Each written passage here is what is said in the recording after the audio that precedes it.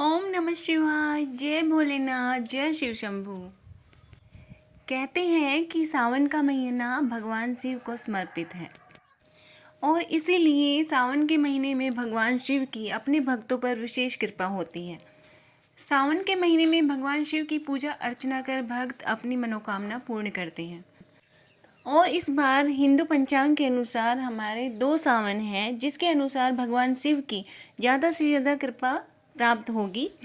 और उस कृपा को प्राप्त करने के लिए बहुत सारे उपाय हैं। उन्हीं में से पंडित प्रदीप मिश्रा जी का उपाय मैं आपको बता रही हूँ। इसके लिए आपको अपने घर के गमले की मिट्टी लेकर उसमें पार्थिव शिवलिंग का निर्माण करना है।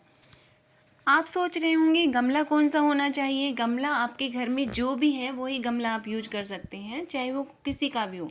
लेकिन हाँ, तुलसी जी का गमला आपको नहीं लेना है। ये ध्यान देने योग्य बात है कि कोई भी गमला आप ले सकते हैं, लेकिन जिसमें तुलसी जी लगी हुई हैं उस गमले की मिट्टी से आपको पार्थिव शिवलिंग का निर्माण नहीं करना, इससे दोष लगता है। तो गमले की मिट्टी लेकर हम उससे शिवलिंग बना लेंगे। उसमें जलाधारी बनाने की कोई आवश्यकता नहीं है। आप देख रहे हैं ऊपर का खाली मैंने ये लिंग बनाया है, लिंग की आकृति बनाई है। उस पर हमें जलाधारी, जिसमें कि जल बह के जाता है, वो आपको बनाने की कोई भी आवश्यकता नहीं है। उसे आपको नहीं बनाना, बस गमले की मिट्टी लेकर उससे आपको इस तरह से लिंग का आकार देना है। ये लिंग की आकृति बनाने के बाद आपकी इच्छा है, आपका अपना भाव है कि उसे किस प्रकार से उसका श्रृंगार करते हैं। तो मैंने ये इस प्रकार से भोलेनाथ का श्रृंगार किया है। ये मेरी इच्छा थी कि मैं प्रभु जी को इस तरह से सजाऊं। तो मैंने एक्रिलिक पेंट से प्रभु जी के तिलक लगा दिया है और उनका इस तरह से मैंने श्रृंगार कर दिया है। आप चाहे तो फूलों से सजा सकते हैं। बेलपत्र या शमी पत्र से आप भगवान भोलेनाथ का श्रृंगार कर सकते हैं। उसके बाद आपको पूजा अर्चना करनी है। जो भी आप पूजा अर्चना करते हैं उस तरह से आप अपनी पूजा अर्चना कीजिए। और एक और ध्यान देने योग्य बात है कि जब भी आप पुष्प अर्पित करें, भगवान जी को जो पुष्प चढ़ाया जाता है उसका जो मुख होता है पुष्प का, वो प्रभु जी के और होना चाहिए, वो हमारी तरफ नहीं होना चाहिए। अक्सर देखा जाता है कि जो भी हम पुष्प चढ़ाते हैं भगवान शिव पर या किसी भी देवता पर, उसका जो मुख होता है वो अपनी तरफ कर लेते हैं, लेकिन उसका मुख हमें प्रभु जी की ओर करना है।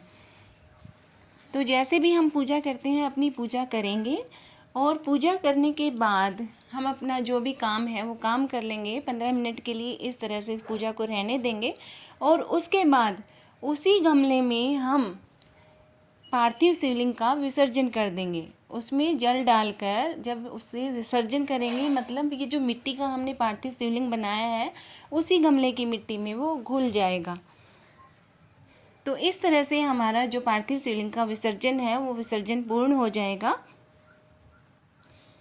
तो ये था हमारा सावन के महीने का विशेष उपाय, जिससे कि भगवान भोलेनाथ की विशेष कृपा प्राप्त होती है। अब आप सोच रहे होंगे क्या ये हमें रोज़ करना है। तो आपकी मर्जी है, आप रोज़ करना चाहें तो रोज़ कर सकते हैं, लेकिन हाँ, एक नियम बना लीजिए, रोज़ करना है या जब भी आपको मौका मिले, जब भी आपके मन का भाव हो, तब आप ये पूजा कर सकते हैं। अगर सावन का महीना, एक महीना निकल भी गया है, काफ़ी दिन निकल भी गए हैं, तो भी अभी हमारा सावन बचा हुआ है, तो जो भक्त ये उपाय नहीं कर पाए हैं वो अब भी उनके पास मौका है, अभी भी कर सकते हैं और भगवान भोलेनाथ की कृपा प्राप्त कर सकते हैं। इस उपाय को यदि आप प्रदोष काल में करेंगे तो बेहतर परिणाम मिलेगा, क्योंकि माना जाता है कि उस समय भगवान भोलेनाथ और माता पार्वती पृथ्वी पर विचरण करने आते हैं और अपने भक्तों पर विशेष कृपा करते हैं। तो प्रदोष काल भगवान शिव की पूजा के लिए शुभ माना गया है। तो आप भी ये पूजा कीजिए और भगवान भोलेनाथ की कृपा प्राप्त करिए। भगवान भोलेनाथ आप सबकी मनोकामना पूर्ण करें। ओम नमः शिवाय।